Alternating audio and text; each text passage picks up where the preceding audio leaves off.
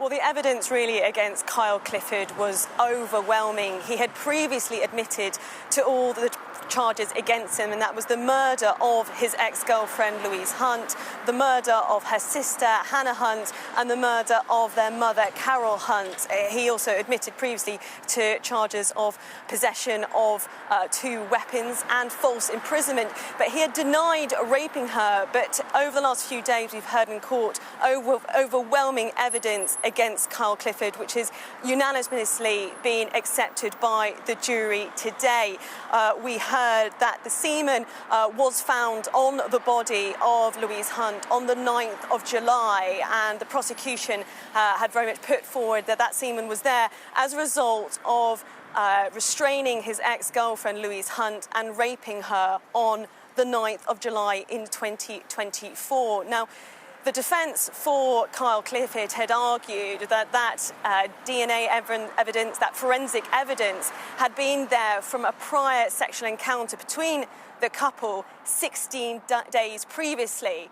But the forensic evidence, the forensic pathologist who gave testimony this week here in Cambridge said it was not possible for semen to stay on the body beyond the 5 days, let alone 16 days, which was when that terrible murder of those 3 women took place in Bushey last year on the 9th of July. The prosecution, Alison Morgan, said it was completely untenable for the semen to still be on her body, and that was very much backed up by the forensic evidence from the experts who gave evidence.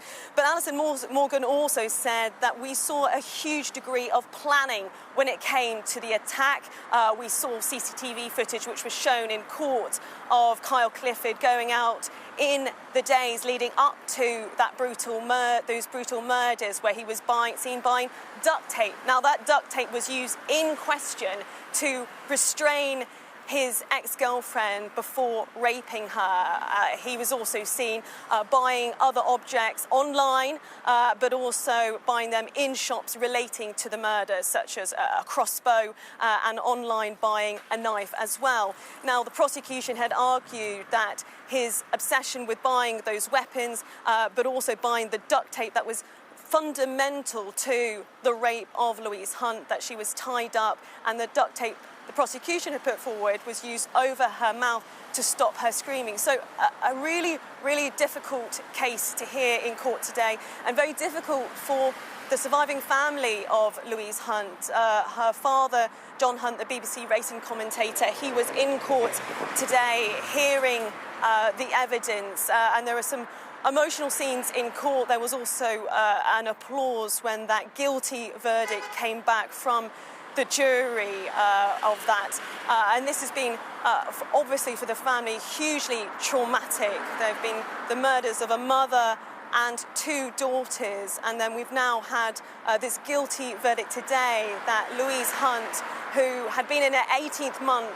relationship with Kyle Clifford, but it was when she broke up with him 2 weeks prior to those murders on the 9th of July that the prosecution said that was motive for him to go about planning this murder of those 3 women. The prosecution said it was motivation, and that he raped his ex-girlfriend as a final act of spite, and that he did it in anger because she had broken up with him 2 weeks previously.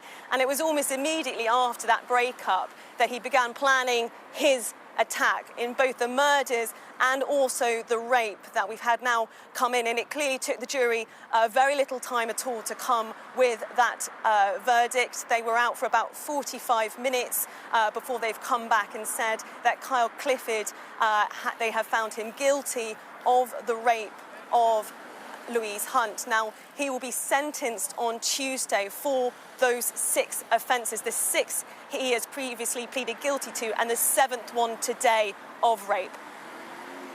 Alice, as you're speaking to us, we can also share with our viewers here images of the crossbow and the packaging that officers have released. This was at the centre of this attack, the crossbow that was used to kill Louise Hunt and her sister. Kyle Clifford then turned it on himself. He survived that use on himself. He is now paralysed from the waist down in a wheelchair. In fact, the case was heard in Cambridge Crown Court because it's one of the few Crown Courts with wheelchair access, but he refused to attend those proceedings. That's the crossbow. There is also images of the knife that was used as well in the stabbing of Louise Hunt's mother, Carol Hunt. Talk to us about the attack itself, because he did plead guilty to these murders, but denied the case that's being heard and had been heard today. Yeah, and that was put forward by the defence today. They were saying the fact that Kyle Clifford had previously pleaded guilty to all those other offences against him, why would he not plead guilty to this offence today if he was in fact innocent? So that was put forward by the defence. But it was quite striking this week that he has not appeared in person to give evidence at any point. He's not been here in person to face what would have been a very difficult cross-examination, and we heard from the prosecution.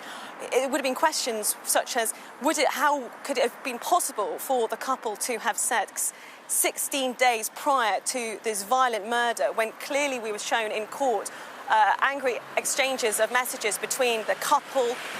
Louise Hunt was saying that he was belittling her. They'd had a huge fallout after going to a wedding, and there was clear evidence from the text messages between the couple that she was unhappy with his behaviour, so much so she broke up with him. And so the prosecution said it was not possible that they could even have had consensual sex 16 days prior to this brutal attack. So that was very much their position. But it was very striking in court, the fact that he was not here to hear any of the damning evidence against him. Now, the judge presiding over this case had urged the jury to keep a very cool head and try and look at the evidence in front of them today. Of course, what happened on the 9th of July last year was very much in not only the background, the foreground of everything that happened. And it was that degree of planning that was so important, really, to this trial. You referenced there the CCTV images we saw of him so soon after the breakup going to purchase the crossbow, and it's that crossbow that was used to murder his ex-girlfriend and his ex-girlfriend's sister.